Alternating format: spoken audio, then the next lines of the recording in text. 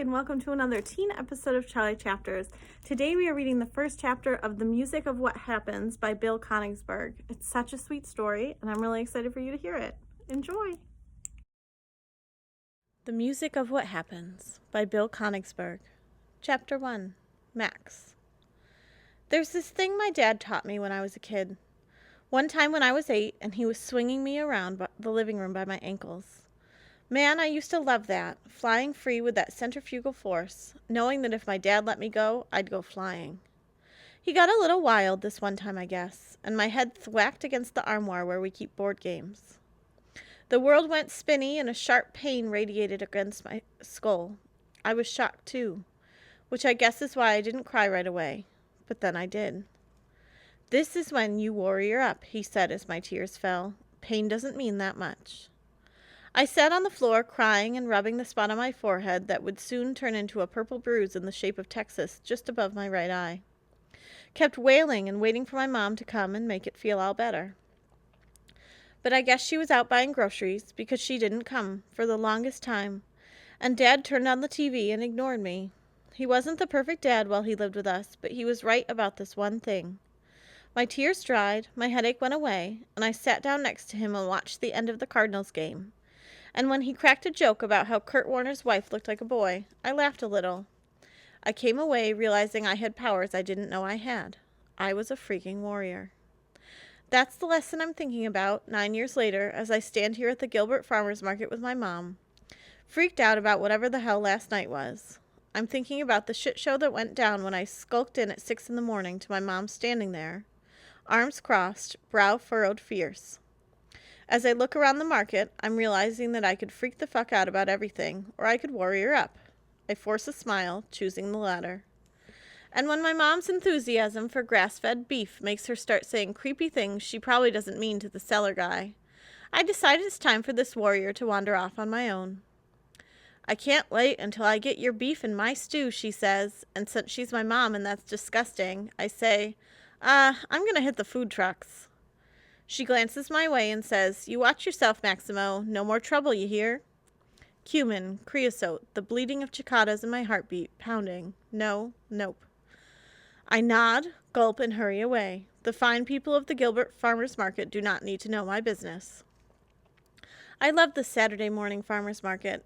I know it's weird and I'd never tell Betts and Zayrod, but I dig the friendly people, the parade of cute dogs, the booths giving free samples. Organic cotton candy is like, really? I pass them up because sugar is sugar, organic or not.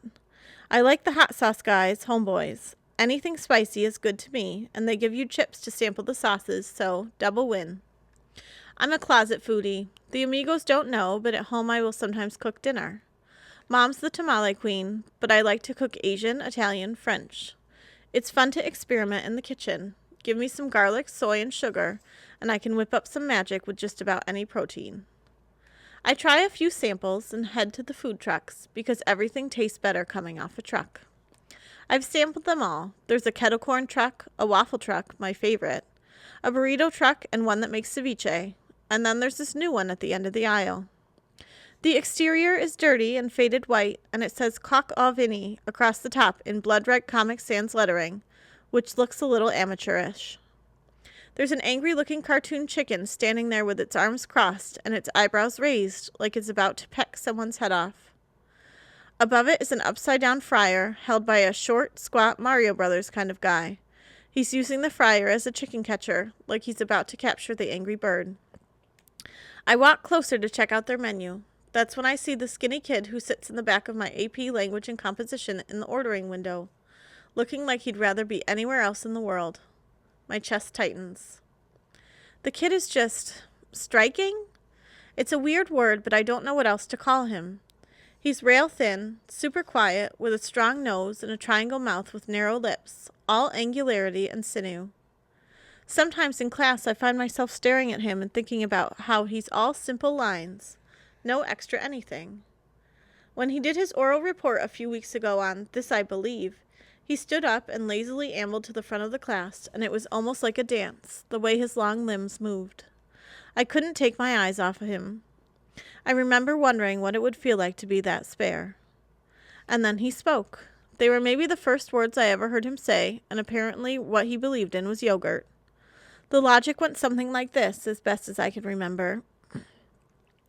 I believe in yogurt because it's creamy and a good use of milk that would otherwise go sour. Think about it. Where does all the sour milk go? That goes for people too. Not that we ferment, though I guess we do lactate, but everyone has skills and desires that go unused and unmet, and they sour. How can we make yogurt of these soured attributes? How do we make something delicious? How do we salvage them? I was like, dude, how in the world do you manage to bring human lactation into your oral report? If I ever said anything half that creative, half that unusual, my best friends would divorce my ass. How could a guy be so comfortable with being weird? The kid is behind the ordering window, his chin on his hands like he's uber bored, staring off into space. He's wearing a maroon V-neck t-shirt that highlights his almost alabaster, toothpick-thin arms, which take up almost the entire windowsill. He has dark emo hair that covers his eyes. I walk up to him and he turns and sees me. I smile, and his eyes go wide like he's shocked, like I've found him in his secret life as food truck guy. What up, I ask. You go to Mesa Guadalupe, right? He gulps and looks around nervously, and I immediately feel sorry I said anything. Oh, hey, yeah. Acne blemishes dot his cheeks, and his eyebrows looked manscaped, raised up at the ends.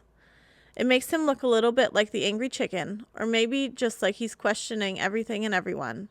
Not sure if he's gay or not, but anyway, he's that kind of emo kid who hates jocks. I can just tell. I'm Max, I say. He looks behind him. There's a large blonde woman frantically scraping off the grill with the edge of a metal spatula. Maybe his mom? He turns back to me.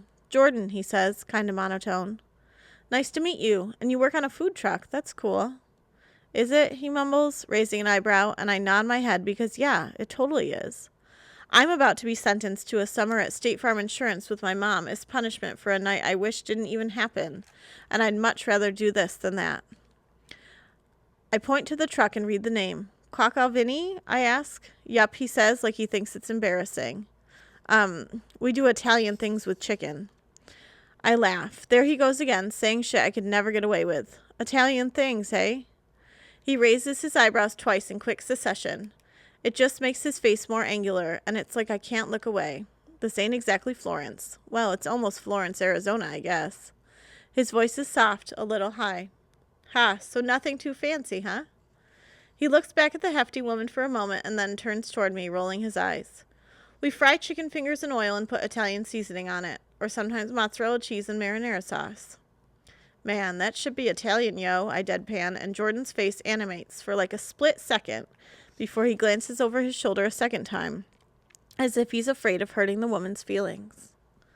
When Jordan looks back at me, he's grinning again, and it's nice, and then, like he's not used to smiling, he drops it. It's like he's panicked about how to keep a conversation going. I swear there's years of soot caked onto this damn thing. We should be condemned, the woman says, not turning around, way too loud given she's trying to sell food from this very truck she's condemning. This is hopeless, Jordan, hopeless. Then she turns around and she sees me and she blushes. Oh shit, she says. I was kidding. It's plenty clean. I'm hopeless. That's all. Me, hopeless mess. Mom, Jordan says, very chill-like he's used to calming her down. This is Max, a kid from MG. Oh, she says, hi, Lydia Edwards. Worst chef ever. Nice to meet you. Hey, I say, we just took this thing out for the first time in a long time today, and it's a lot. She runs her hands through her hair and widens her eyes at me. They are lined like she hasn't slept in a week. Hey, you want to be our first customer? No thanks, I say. Oh, I was just kidding about come on the house. I'll eat one if you eat one, okay? Come on. It's weird because I don't owe Jordan or his mom anything. He's a cute boy from my comp class who I don't know that well. But I don't exactly know how to walk away. I instinctively reach into my pocket for my phone, like I just got a text, but then I pull my hand back out. Sure, I say. Okay, thanks. This gets Lydia Edwards to smile at me for the first time, and when she does, her face energizes. There is something kind of charismatic about her. What can I get you? She asks. The menu is printed on a whiteboard with orange marker. The handwriting looks like a third grader's, and I wonder which one of them wrote it. There are 4 items. Can I try the chicken parm hero?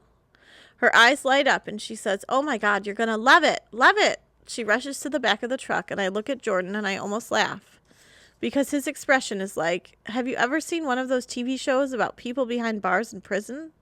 He looks like he's serving 2 to 4 years. Something about that miserable expression next to the freaky chicken drawing cracks me up, but he's not laughing and I don't want to piss him off. "So this is like a family thing?" He nods. "My dad, he used to run it, but I wait for him to finish. And when I realize he isn't going to, I say, 'Oh, okay. My dad lives in Colorado Springs, so I get it. My folks divorced 6 years ago.'" "Died, actually," Jordan says, looking down at the stainless steel window counter. My throat catches. "Oh," I say, "sorry, dude." He shrugs like it's no big deal. 4 years ago. This was his, and today's actually our first try without him. "Oh, wow," I say, and I feel bad for thinking of his mom as a mess. "Shit!" she yells from behind Jordan. "Ow!" Jordan turns around and his mother starts hopping up and down, holding her wrist. "Ow, ow, ow, ow, ow." "What happened?" he asks. "Damn grill, I can't do this, Jordan. I can't. I can't. She's still hopping, and Jordan looks quickly back at me like he's mortified that I'm witnessing this. So I turn around and pretend to look at my phone. I hear the rest of the conversation, but I don't see it. "It's okay, Mom," he says, his voice quiet and controlled. "We can do this." Can we, though?